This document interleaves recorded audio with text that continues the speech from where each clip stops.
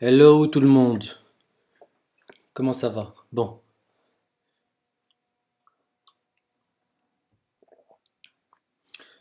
alors ça fait quoi? Ça fait quelques jours que, enfin,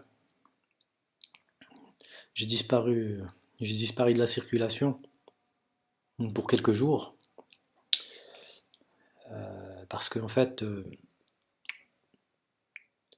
je ne sais pas, je suis en train de passer par des phases, des phases où je me sens, des phases plus ou moins supportables, on va dire, qui me permettent de ne pas avoir besoin en fait de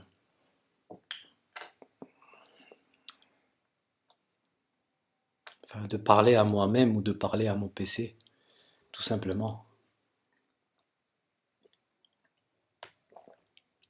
Donc ce que je fais, c'est simplement passer, passer ma journée ou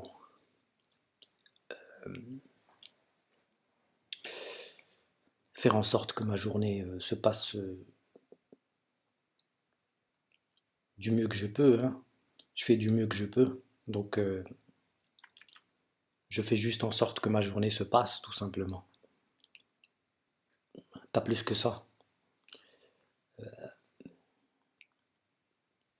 Et puis cette idée-là que vous apercevez, donc c'est un article de The Economist qui parle du suicide assisté, mais médicalement assisté. Donc ça dit qu'en fait c'est un droit humain, c'est quelque chose dont je parle depuis pas mal de temps.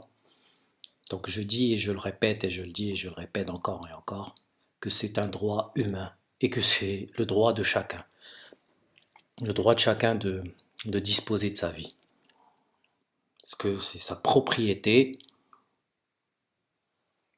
et personne n'a l'autorité morale euh, d'imposer à à un autre être humain de vivre malgré lui, tout simplement. Voilà. Et c'est une délivrance pour beaucoup.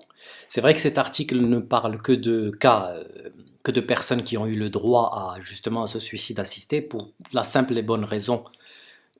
Donc il ne parle en fait que d'une toute petite partie, parce qu'il y a encore énormément de catégories de gens qui sont tout simplement exclus et qui n'ont pas le droit en fait de disposer de leur vie comme ils le veulent et d'une façon humaine et juste, sans avoir besoin de sauter du 10e étage ou se mettre devant un train. Donc il y a beaucoup de gens qui n'ont pas ce droit. Et ce qui est totalement aberrant. Ce qui est aberrant. Parce que. Et ce qui est d'autant plus aberrant, c'est le fait que ceux, en fait, qui défendent ou qui interdisent à la majorité de la population, à beaucoup de gens, de disposer de leur vie ou de partir lorsqu'ils pensent ou lorsqu'ils sentent qu'ils ne peuvent plus rien donner au monde, ou est-ce qu'ils sentent que leur douleur est plus importante que le plaisir qu'ils peuvent, en fait, qu'ils peuvent avoir de ce monde, tout simplement. Donc ce monde ne leur procure plus de plaisir. Donc ils n'arrivent plus à vivre, ils ne vivent que dans la souffrance. Et n'est-ce pas le travail du médecin de soulager la souffrance d'autrui ou de soulager la souffrance des autres? Mais c'est quelque chose qu'ils oublient. Parce que on va te mettre sous médicaments, on va te mettre, je parle de tout ce qui est maladie mentale, parce que ça c'est encore plus compliqué, parce que je ne sais pas pourquoi, mais on différencie le corps et l'esprit, ce qui atténue ou ce qui minimise injustement certains types de maladies comme les maladies mentales par rapport à des maladies qui sont physiques et que l'on peut entre guillemets voir, parce que même les maladies mentales, on peut les, si on fait si on pratique un IRM une IRM sur un patient, eh ben on peut très facilement constater les dégâts que la dépression euh, engendre sur ses neurones ou sur l'activité électrique du cerveau. Eh, qu'est-ce que je vais dire? Qu'est-ce que je vais dire? Qu'est-ce que je vais dire? Donc voilà, donc c'est des choses qui existent, mais c'est des choses qui sont tabous encore. Et c'est des choses qui ne doivent plus être tabous parce que il n'y a aucune raison pour que ça le soit. Comme je l'ai dit, personne n'a d'autorité morale sur autrui euh, pour lui imposer quelque chose comme le fait de vivre malgré lui. Donc ça, c'est quelque chose pour moi, qui est déjà exclu, parce qu'on vit quand même dans un monde qui va de plus en plus vers les libertés individuelles, et les libertés tout simplement, et les droits humains tout simplement. Donc c'est un monde qui essaye, ou dont les lois euh, essayent d'éviter aux êtres humains justement la souffrance. Donc c'est un monde qui a pris conscience de la souffrance, qui a pris conscience de la douleur d'autrui, qui a pris conscience que ce monde n'est pas que plaisir. Et voilà, et qui comprend que certaines personnes doivent avoir ce droit-là. Donc ça, ce sont que des gens qui sont malades, qui sont vraiment malades et qui sont malades de maladies presque terminales, etc. C'est l'histoire en fait de ces personnes-là qui ont eu le droit en fait à ce suicide assisté. Et ils disent que en fait, sans ce suicide-là, eh ben ils auraient souffert et agonisé pendant, je ne sais pas, pendant plusieurs jours, plusieurs mois, plusieurs années, avant de pouvoir justement avoir cette délivrance.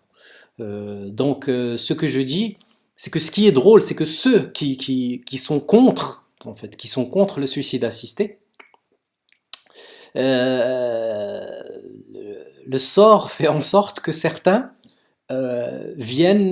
restent dans ce monde jusqu'à tomber malade et jusqu'à souffrir d'une maladie qui, euh, qui les empêche en fait de-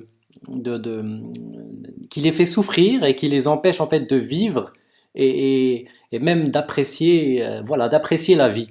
Et à ce moment-là, ces gens-là qui sont contre, et il y a un exemple frappant, c'est celui en fait d'un psychiatre qui toute sa vie a milité euh, contre l'euthanasie et contre le suicide assisté, et elle se retrouve en fin de vie. C'est ça qui est drôle. Elle se retrouve en fin de vie, c'est pas drôle, mais ça explique, ça montre en fait que lorsque on épouse une cause et lorsqu'on n'est pas en fait touché par cette cause personnellement, et lorsqu'on n'a pas vécu en fait vécu en fait la situation qui a fait que on ait eu besoin en fait de ce droit ou de ce ou voilà voilà de ce droit. Eh ben ce qui se passe c'est qu'on croit on croit d'après notre expérience limitée, je le dis, parce que ce n'est pas une expérience qui nous a permis d'être assez éclairé pour justement pour militer pour la bonne cause. Donc ces gens-là qui ne sont jamais tombés dans ce scénario-là ou dans cette situation-là où ils ont eu besoin justement de ce suicide assisté, croient qu'en fait, d'après, je sais pas, d'après leurs croyances, d'après leur expérience, d'après leur culture, d'après les idées courantes à cette époque-là, etc., etc. Euh, en fait, se trompe de combat, voilà. Et cette personne-là s'est trompée de combat parce que lorsqu'elle a dû souffrir pendant plusieurs années avant en fait, avant de mourir, eh ben, elle a espéré durant ces longues et difficiles années, euh, espérer d'avoir pu bénéficier du droit de mourir, justement. Elle a demandé, elle en a fait la requête, mais elle s'est rendue compte qu'en fait, tout l'effort qu'elle a fourni contre ce droit de mourir, il aurait peut-être pu être dirigé justement, euh, il aurait pu être en fait, voilà, dirigé vers la cause inverse ou vers voilà, vers la cause inverse, et ça aurait pu justement l'aider à ce moment-là. Donc voilà. Donc, mais cette histoire-là devrait en fait nous ouvrir les yeux et nous permettre de comprendre et de relativiser surtout, de ne pas réagir, justement de ne pas réagir à chaud, parce que c'est vrai que ce n'est pas une situation, on n'est pas confronté tous les jours à cette situation-là, mais essayons de comprendre, essayons de prendre le temps de comprendre pourquoi ces gens-là en fait veulent avoir ce droit, parce qu'il y a des situations dans ce monde euh, qui font que il vaut mieux, pour éviter, encore une fois, de souffrir inutilement, de pouvoir avoir le droit, je dis bien le droit, c'est pas le suicide assisté ou l'euthanasie, ce n'est pas une obligation, ce n'est pas, on va pas passer, on va pas passer justement du fait de forcer les gens à rester en vie au fait, à la situation où on force, où on tue les gens. On va pas passer d'un extrême à l'autre. Ce n'est pas, et c'est justement ça l'argument principal, l'argument de la peur, que j'appelle moi l'argument de la peur. Donc c'est toujours essayer de faire peur aux gens, essayer toujours déformer en fait, déformer la réalité et déformer en fait euh, voilà, les doléances des gens. Donc ce que l'on demande, ce n'est pas en fait de- d'obliger les gens à mourir, mais c'est tout simplement de donner le choix. Tout simplement, de donner le choix et de laisser le libre arbitre agir, tout simplement, c'est tout. C'est je veux mourir, je peux. Je considère que ma vie est terminée, je peux. J'ai pas besoin d'avoir un cancer et d'être à 6 mois et d'avoir une espérance de vie de 6 mois pour avoir ce droit. Je suis adulte, je comprends pas. Je suis adulte. Lorsqu'on est adulte, on peut acheter une voiture, on peut acheter une maison, on peut signer, on peut, on peut, on peut contracter un crédit, voilà, on peut voyager, on peut faire beaucoup de choses. Mais on n'a pas le droit sur, on n'a pas encore, je sais pas, on n'a pas encore entre guillemets la maturité de savoir si on doit vivre ou mourir. Donc dès que l'on dit que ça y est, on considère que notre vie est terminée, maintenant, vu l'état de la psychiatrie dans le monde entier, pratiquement dans le monde entier, l'état arriéré de la psychiatrie dans le monde entier à l'heure actuelle, parce qu'ils ne comprennent pas tout, donc euh, on considère qu'une personne qui veut se suicider doit aller en hôpital psychiatrique, que c'est un fou. Alors que c'est peut-être une décision qui est rationnelle. Voilà, un autre point sur lequel je voudrais revenir, c'est qu'il y a deux types de suicide. Il y a le suicide qui est impulsif, ok? Et ça, c'est le suicide que l'on considère être le seul suicide. Voilà, c'est tout le problème en fait du suicide assisté, de l'euthanasie, de tout ce tralala, il concerne justement la définition de ces termes-là et la compréhension de ce qui, justement de ce phénomène-là et du suicide tout simplement. Parce que au lieu de comprendre le suicide, eh ben on limite le suicide à l'adolescente qui a un mal de vivre et qui veut tout simplement se suicider ou s'ouvrir les veines ou je ne sais quoi. Avec tout le respect que j'ai pour les adolescents et les adolescentes, mais ce que je veux dire par là, c'est que ce n'est pas parce que ton copain t'a laissé tomber, etc., que c'est pas en fait c'est pas en fait les mêmes circonstances qui font que justement une adolescente veuille se suicider ou un adolescent veut se suicider et quelqu'un de rationnel, voilà, de mature, de mature, de rationnel veuille le faire, tout simplement. Donc c'est totalement différent. Parce que lorsque on est rationnel, qu'est-ce qu'on fait? Eh ben, on pose le pour et le contre et on décide, tout simplement. Donc on est rationnel. Donc on a le droit, en tant qu'être humain, en tant qu'adulte, de décider de notre, voilà, de vivre ou de mourir. On n'a pas besoin en fait on n'a pas, on va pas nous infantiliser et nous dire que non.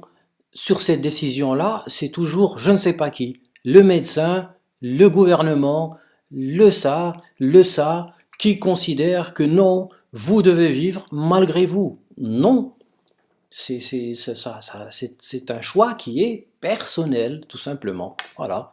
Et moi, je considère que oui, si on est, si on le fait d'une façon impulsive euh, et non rationnelle, voilà, non rationnelle. Donc, si c'est quelque chose qui est sur le coup de l'impulsion, sur voilà, euh, peut-être que il faudrait en fait éviter cette situation-là, du mieux qu'on peut. Justement, maintenant, on n'arrive pas à éviter cette situation-là.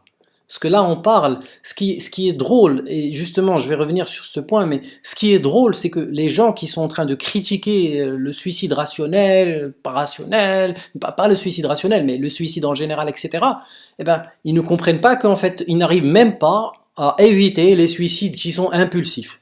Parce que les suicides qui sont impulsifs, eh ben, on en a tous les jours, tous les jours, tous les jours. Mais on a une proportion, voilà, de tous ces suicides-là qui sont rationnels.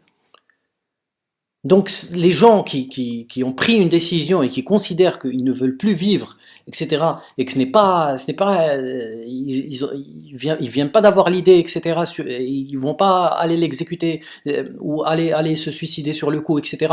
Non, c'est une décision qui est mûrement réfléchie. Donc si c'est le cas, eh ben, il faudrait permettre à ces gens-là de le faire. Ouais, on peut avoir des garde-fous. Moi, je ne sais pas. Moi, c'est pas mon job. C'est pas mon job de faire ça, mais ou de proposer ça. Mais on peut voir, on peut évaluer si la décision de la personne, si la personne revient avec la même décision plusieurs fois, etc. On peut décider que là, cette personne-là, elle a, comment dire, que cette personne-là a le droit en fait de disposer d'une méthode d'une méthode humaine pour pouvoir en fait sortir de la vie tout simplement. Voilà, sortir de la vie dignement, pas avoir besoin de sauter je sais pas de quel étage ou se pendre ou des choses comme ça, tout simplement. Donc avoir ce droit et puis c'est tout.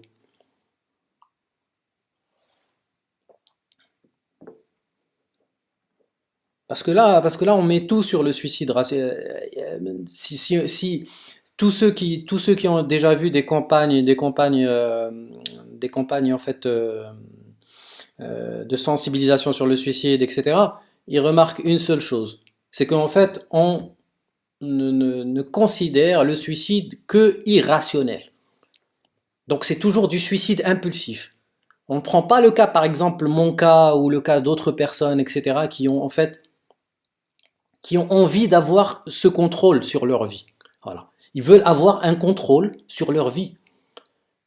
Peut-être qu'on va pas le faire tout de suite. Peut-être que c'est juste cette réassurance et le fait de juste d'être tranquillisé, voilà, d'être tranquille avec soi-même, du fait qu'on peut sortir de cette vie à n'importe quel moment. Donc on peut sortir de cette vie à n'importe quel moment, donc on n'est pas coincé, on n'est pas dans une prison. Parce que ceux qui sont... Moi, je vais pas commencer à parler de moi, c'était pas le but, c'était vraiment pas le but aujourd'hui, mais il faut avoir vécu la maladie mentale pour le comprendre. Donc, on se sent dans une prison. On se sent dans une prison. Ok? Donc, lorsqu'on se sent dans une prison, savoir qu'en fait, on a les clés pour sortir, c'est réconfortant. Ça ne veut pas dire qu'on va sortir aujourd'hui. Peut-être que ces clés, on va jamais les utiliser. Ok? On va peut-être jamais les utiliser. Mais on va avoir ce réconfort, on va avoir cette tranquillité d'esprit. Et peut-être que cette tranquillité d'esprit et peut-être que ce réconfort va nous permettre de mieux supporter en fait en fait, toutes les difficultés de la vie. Voilà, les difficultés de la vie qu'on vit, voilà, qu'une personne qui est handicapée, ouais, handicapée, même si l'handicap on le voit pas, mais elle est handicapée, elle a un handicap, parce qu'elle souffre. Parce que souffrir de dépression, c'est quelque chose qui est abstrait, etc., qui handicape d'une façon quasi, pas quasi, d'une façon quotidiennement, toute la journée. Donc on vit avec un handicap, il faut l'accepter, mais on se sent prisonnier. Donc c'est ça, donc c'est juste le fait voilà, ils le disent, relief for many. It's a relief, it's a relief. Feeling that, you know, like you can opt out at any time you want. Donc sentir que l'on peut sortir à n'importe quel moment, c'est un sentiment que je peux même pas décrire, c'est tout, c'est tout. Il y a quelqu'un qui veut, je sais pas, il y a des gens qui veulent avoir des milliards et des gens qui veulent. Moi, pour moi, mes milliards, ou je ne sais pas, ou tout ce dont, je sais pas, tout ce que Monsieur Tout le Monde, tout ce dont Monsieur Tout le Monde aspire, moi, ce dont j'aspire, c'est simplement, voilà, avoir ce réconfort de pouvoir en fait sortir à n'importe quel moment. C'est quelque chose qui peut aider je sais pas, qui peut prolonger la vie de je ne sais combien d'années ou qui peut même permettre de vivre jusqu'à mourir d'une, je sais pas, d'un âge avancé ou je sais pas, peut-être, oui, mais qui va donner en fait de l'espoir. C'est ça l'espoir en fait, c'est pas les médicaments, c'est pas les antidépresseurs, c'est pas tout ça l'espoir. Ça c'est au contraire, ça c'est une prison. Parce que lorsqu'on va chez le médecin et lorsqu'on sait que ce médecin-là, il est contre, il est mais vraiment contre le suicide assisté et tout ça, eh ben c'est un sentiment que je peux même pas décrire. Je le vois même pas comme je le vois même pas comme comme quelqu'un qui m'aide. Je le vois même pas comme voilà comme une aide. Je le vois au contraire comme un ennemi, comme mon ennemi. Pourquoi? Parce que c'est quelqu'un qui refuse d'être de mon côté alors que j'ai besoin que tu sois de mon côté. Parce que toi aussi, si tu vivais la même situation que moi et que tu voudrais, peut-être que tu te serais déjà suicidé. Moi, je suis encore là. Donc peut-être que toi, tu te serais déjà suicidé. Ok? Moi, je suis encore là. Ah, je suis encore là. Tu aurais peut-être déjà voilà, tu aurais peut-être déjà, tu serais déjà peut-être parti. Parce que tu n'aurais pas supporté tout ce que j'ai supporté. Ce que j'ai vraiment beaucoup supporté, mais il y en a il y en a qui souffrent et qui ont souffert encore plus que moi. Moi, j'ai pas le monopole de la souffrance, rien du tout, mais moi, ce que je veux dire, c'est que lorsque la psychiatrie j'espère qu'un jour la psychiatrie évoluera. Et j'espère que les psychiatres décideront en fait mais un jour prochain, de modifier un peu leur... Parce que la médecine, comme n'importe quelle science, c'est pas une science, c'est pas une science exacte, et elle est toujours évolutive, comme n'importe quelle science, que ce soit les maths, peut-être pas les maths, je sais pas moi, la physique, etc. Donc toutes les sciences expérimentales, etc. Ce sont des sciences qui évoluent, parce que à chaque fois qu'on découvre en fait de nouvelles choses, eh bien, elle va évoluer, et ils vont découvrir et ils vont se rendre compte, peut-être dans 10 ans, peut-être dans 20 ans, qu'en fait, il ne faut pas en fait obliger les gens à vivre, et il ne faut pas en fait croire que n'importe qui veut se suicider, c'est quelqu'un qui est irrationnel, et qu'on doit absolument interner. C'est pas quelqu'un qui doit être interné. Ça, ils vont le comprendre, mais ils vont le comprendre après. Ils vont le comprendre. C'est en train d'évoluer. C'est en train d'évoluer. Comme je l'ai dit dans plusieurs vidéos, il y a quelques pays maintenant dans le monde qui permettent en fait, qui donnent le droit en fait au suicide assisté, même pour les gens qui souffrent de maladies mentales. Donc, ce ne sont pas des gens qu'on va interner. Donc, quelqu'un qui demande le suicide assisté, on l'interne pas. Par exemple, en Hollande ou en Belgique, on l'interne pas. Il n'est pas interné. Voilà. Il n'est pas interné, en fonction de qui est son médecin, etc. Donc il y a encore des médecins qui sont en fait, qui sont en fait contre l'idée, etc. Mais les autres, eh ben, ils comprennent la souffrance, ils comprennent pourquoi il y a, pourquoi il y a cette demande, etc. Donc c'est des gens qui ont déjà vécu, qui ont déjà vu ça, qui ont déjà eu des patients qui ont déjà été euthanasiés, ou qui ont déjà bénéficié du suicide assisté. Donc ils ont cette expérience. Et c'est une expérience qui doit être partagée. Moi, je pense que ça doit être partagé avec tous les psychiatres du monde entier. Les psychiatres du monde entier doivent se rendre compte qu'en fait, il faut toujours donner le choix. Et la médecine, elle n'est pas là pour imposer. Elle n'est pas là pour imposer, elle n'est pas là pour choisir. Comme lorsque quelqu'un a le cancer, et dit moi je ne veux plus, moi je veux arrêter tous les traitements, ben, on ne va pas l'obliger à suivre ces traitements-là. Donc lorsqu'une personne ne veut plus vivre, on ne peut pas l'obliger à vivre aussi. Donc c'est la même chose, le choix il reste à la personne. C'est la personne qui doit choisir, et ce n'est pas au médecin ou voilà, au professionnel de la santé. Il est là pour soulager si il y a demande. S'il y a demande. S'il y a demande. Si on demande à être soulagé, voilà. Et si on demande à être soulagé, si pour nous la demande pour être soulagé, c'est justement de bénéficier du suicide assisté, eh ben, le médecin devrait être capable en fait de le faire. Même si moi je pense que moralement c'est compliqué. Tout le poids moral, euh, voilà, toute,